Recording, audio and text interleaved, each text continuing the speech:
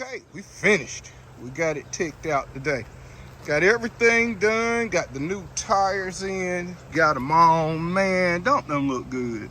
Oh man, I cannot wait to put them on the road and try it out. Of course, today it would be starting to rain. It's been raining off and on.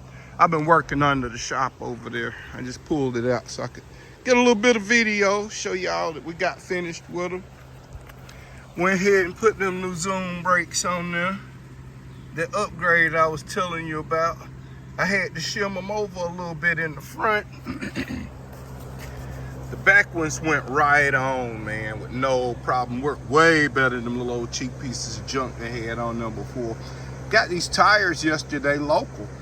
Guy had a set of tires and had the set of tires, the tubes with them and everything. And 40 bucks, man, I can't believe it. 40 bucks. Y'all got to get on the marketplace and start doing a little bit of your buying on there, and you can save a lot of money. So I got my extra tube, and then my 2-pack of tubes came in today. There's the old tire. We treated them with slime. We got the slime in the new tubes. I got a extra tire liner because it was a tire liner and the front tire on there, which we will be putting. I'm gonna go ahead and put that up. We keeping that just in case we ever have a serious problem with a tire and just have to replace. I always keep tires, tubes, extra stuff like that. But yeah, we got them balanced. And one thing about putting these on, man, it's kind of hard to get them centered. But if you take a bucket or something, I sit mine on a bucket so it's flat and I can see how level it is, and that gives you a reference. And then, you know, put it on the rim.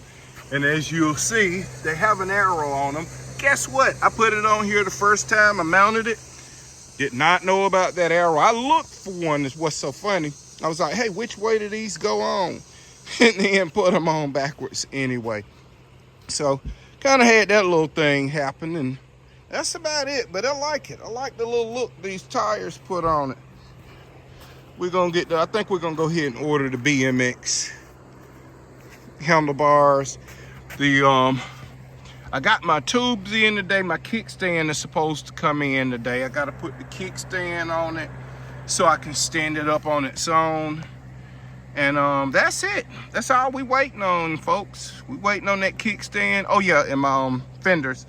I'm gonna put the fenders on it to stop it from getting mud all over it. Not just mud, but you know, dust and dirt all over your battery and everything. It helps keep it clean a little bit. But yeah, them look good on it. That's a nice little vintage look. Yeah, so right now I'm at $340 in this bike. $340, y'all. That's what it looked like. Batteries in the house, it's okay. I just don't leave the batteries out in humidity and stuff like that. I keep them in a cooler. I got a extra cooler. Everybody usually has an extra cooler. If I store them in the house, I keep them in the cooler. And I got a metal plate that all that sits on. And then when I store them outside, which I very rarely, I leave them on the bike if they're out here. But that building is, I can put a breeze through there. I got fans I can turn on. I have quail under there, so I can turn a fan on and keep it pretty cool. I got thermometers under there. I think it usually gets about 85 is how hot it got last week. And I took batteries off and put them in the coolers. See that blue cooler sitting up there. I got that blue cooler. That's what it's for. I set my batteries in it. And that's just a little safety precaution, just so the battery don't get too hot, don't get too cool. It helps stabilize the battery. And I hope you know, if you ever store your battery, go online and look it up. They tell you never store the battery fully charged. If you're gonna be gone for a while, knock off about 20% of the battery before you put it up for storage. So take that battery and go out for a few rides. When you knock off a couple of bars, then put it up if you're gonna do long-term storage. Do not store a fully charged battery. That's not me, that comes from the battery manufacturers, because that's who I'm getting information from. I'm getting ready to start rebuilding battery packs for people, because as some of the models run out, there's no replacement. So you'll have to take their old battery, open that battery pack up, and replace the cells that are in it so they can reuse their battery pack that like might fit into the bike. So I'm learning how to do all this stuff. I know how to tear the motors apart and everything. So it's a little process. It's fun. I'm actually enjoying this. This second part of life here.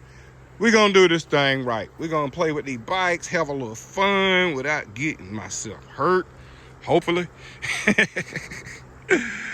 Yeah, I'm just showing y'all how we can get this thing going. That's a folder right there. I can't wait to put that on the road, everybody. I can't wait.